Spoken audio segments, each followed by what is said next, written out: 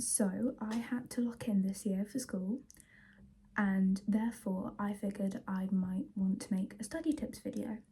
I mean, I've only been back at school like 2 weeks, but I've been using these pretty much every day, and they've been useful so far.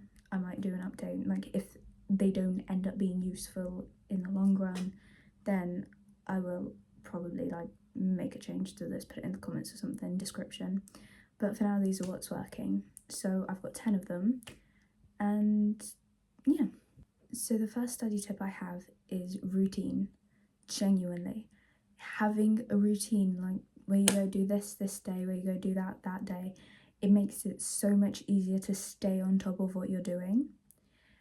And then that way it is a lot easier to get started once you're used to it, if you get what I mean.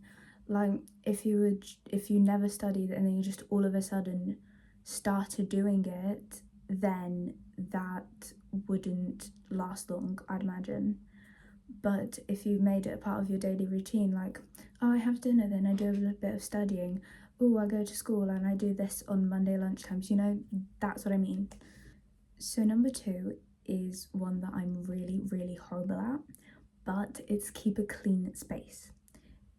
I do not have my room clean very often, but when I do, it makes it so much easier to focus, genuinely, because there's a lot fewer distractions. And you might hear these things like, oh, Einstein had a messy desk, oh, Stephen Hawking had a messy desk. Well, they're Einstein and Stephen Hawking. I'm imagining you're like a GCSE student. And I mean, you might be the next Einstein and Stephen Hawking, but as a general rule, it tends to be that people focus better when they're in a clean space. It's sort of clear space, clear mind. And I mean, if you want to have a cluttered desk, then I mean, go for it. As long as you've got space for a book or a laptop, then I'm going to count that as clean, because that's what it's like on my desk. But if like the overarching space is clean, then that does make it a lot easier to focus, like if it's organised. Now, number 3 is study with friends. But this only applies if you know that you're not going to get distracted. For me, I'm one of those people that can focus best when I've got something to distract me in my hearing, so that my brain can go into the studying.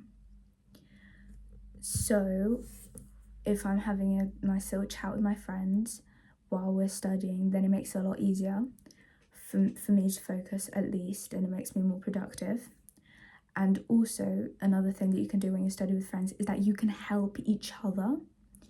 So then if one of you gets stuck, you can just like work together to solve it. Or if someone's already got it, they can tell you the answer. If they're stuck on something, you can tell them the answer. So then it just all sort of benefits everyone. But if you know that you're going to get distracted by doing this, I think that maybe not. But there are still things that you can do. Number 4 is find a study method that works for you. Studying gets so much easier if you think of it more like a game. So personally, I love using the Leitner system, I think that's how you pronounce it, which is where you have 5 boxes, or I have a revision binder, so it's 5 folders. And then you have a box to revise the flashcards every day. The next one is every 2 days.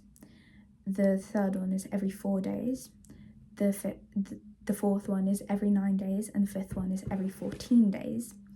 And then if you get a card right, then you move it up a box, and if you get it wrong, you move it down a box. And I find that this just really helps stick it in my brain. It makes it a lot more, I don't know, like easier to study, because it's sort of broken up, and then you're not doing like all of them every single day, and then your time's not being wasted doing the easy ones. So I personally find that really, really useful. I love it because it's also kind of fun. but that might just be me. I like making flashcards and I get to do that, a lot of them. The next study method is past papers. If you're doing GCSEs or if you're studying for a big test, chances are you are going to have mocks or you're going to have past papers anyway.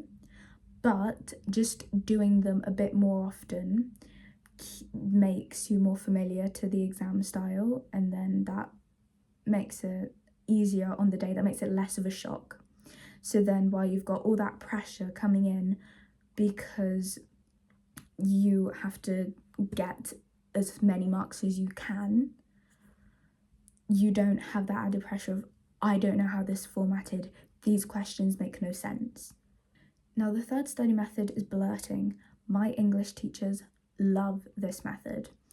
This is where you get a mind map and then you just put everything about the topic that you can remember, and then you look at like the answer sheet or something and then just fill it in with a different colour, all the things that you missed, correct anything.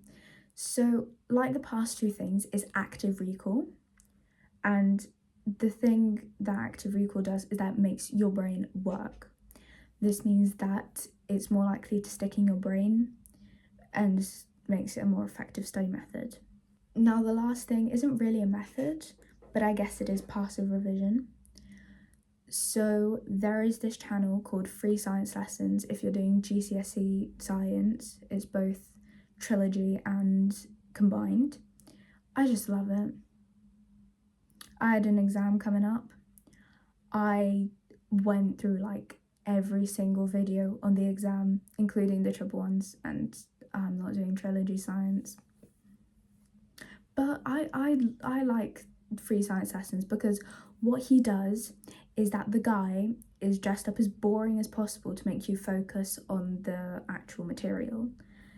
There's also BBC podcasts, physics maths tutor has like past papers and stuff. My friend loves it.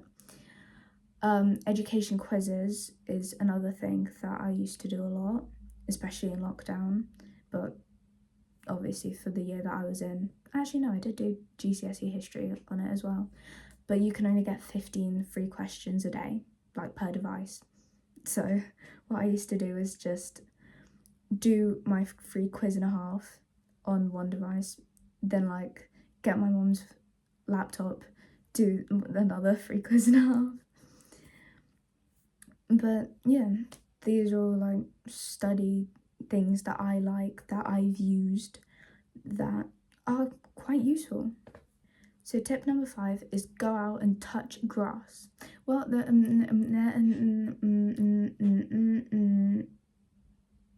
that's not really what I mean, but okay. So what I mean, actually, I mean, you should go out and touch grass every now and then. Like, don't just do this for 24 hours a day. Don't study for 24 hours a day. Like, you need sleep, you need food, you need to go outside. But what I mean by go out is like, instead of being cooped up in your room and then just like studying for hours and hours on end, like, it's gonna get boring. So then if you go down to the kitchen or the living room, or if you have a dining room, go to the dining room, or if you can go outside, then you can go to like a nice little field with a picnic mat and study. You can go to a coffee shop, you can go to the library. I love going to the library to study because it's so nice. And then because there's just so much fewer distractions, then it just makes it a lot easier to focus on the work and makes it seem more interesting because there's literally nothing more interesting around you. Like, humans are wired so that someone did an experiment where they locked people in a room, completely blank room, by themselves, with only a button that if they press it, they'll get electrocuted. Most people pressed the button, and some of them even did it more than once, because humans just don't like being bored. So if nothing around you is more interesting than the work, you'll find the work interesting. Do you see my logic? Tip number 6 is keep time for yourself, which is genuinely the touch grass.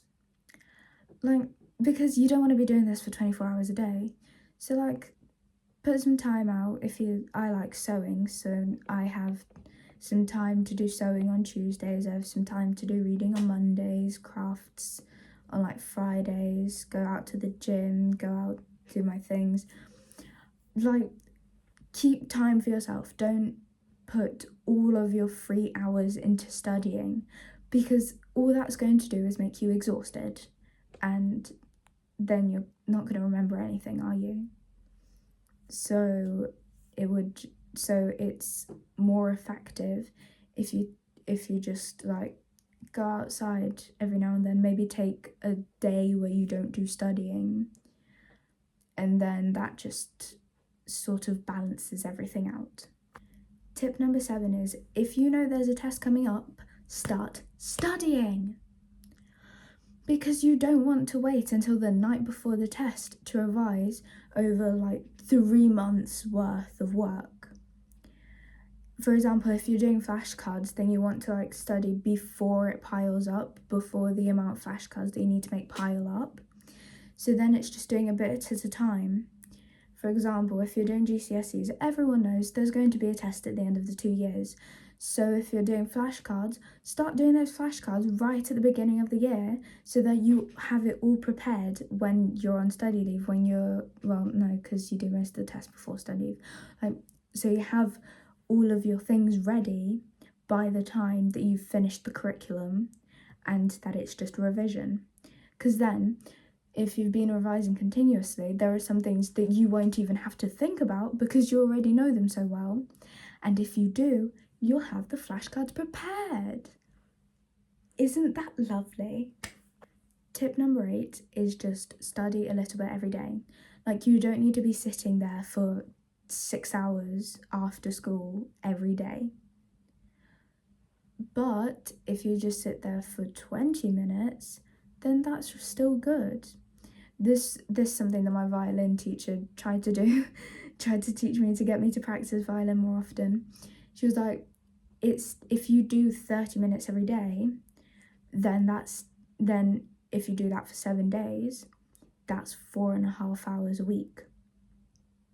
And you don't have to do those 4.5 hours in one day, so it doesn't feel like that much.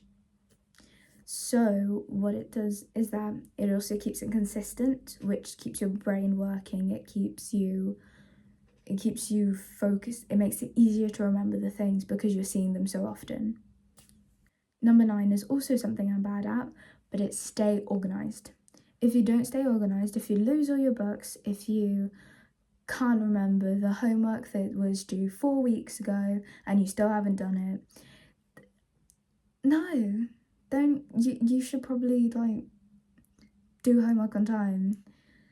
You don't want to lose your material that you're going to need to study, especially if you're doing GCSE or A-level and it's a coursework.